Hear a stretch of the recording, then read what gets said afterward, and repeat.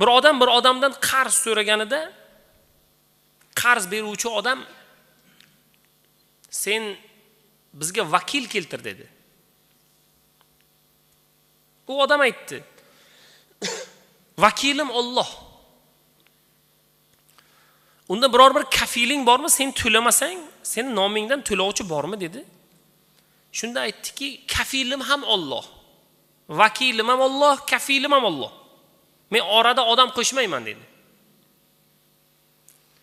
1000 tilla tanga oldi qarzga. U ham berdi, vakiling ham Alloh, kafiling ham Alloh. Men shunga ishondim.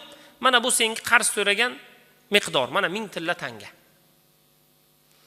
Uning uyi dengizdan u tomonda edi. Kemani mindida 1000 tilla tangani oldida kemani u tomoniga minib tijoratini qilib, ishini bitirib, holatni yakunlab, aytilgan vaqt, aytilgan muddatdan bir kun oldin